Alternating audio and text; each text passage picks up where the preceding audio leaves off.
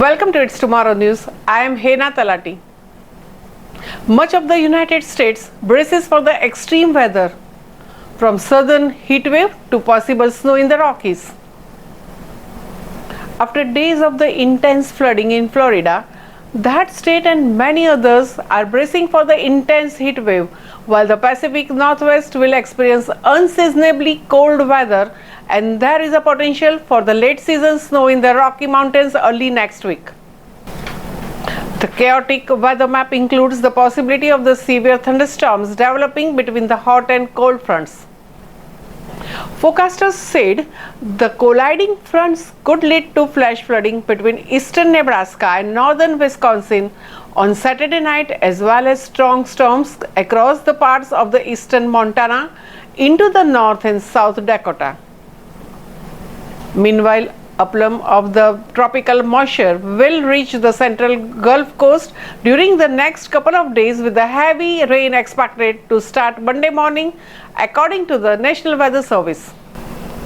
A trough of the low pressure in the northwest brought scattered thunderstorms and hail to the Seattle and other cities in the western Washington in the afternoon, and frost warnings prompted gardeners in the northern Idaho to cover delicate plants for the weekend.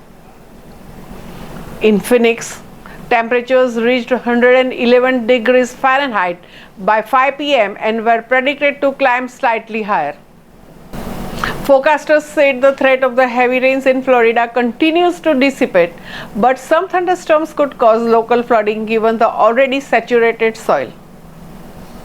Some areas between Miami and Fort Lauderdale were left underwater recently as the storms dumped up to 20 inches in the southern parts of the state.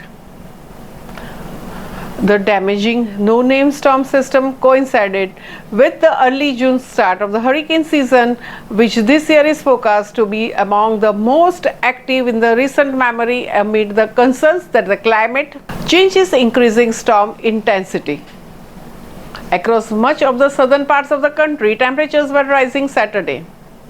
In Atlanta, where highs were forecast to near 100 degrees Fahrenheit both weekend days, city officials opened cooling centers to provide relief.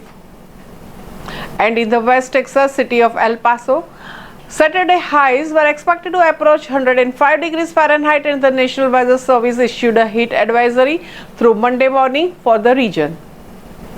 The city has opened the 5 cooling centers that will operate daily until further notice. Though Arizona is entering its 3-month monsoon season, when a shift in the wind patterns typically pulls moisture in from the tropical coast of Mexico, no rain is forecast for most of the coming weeks.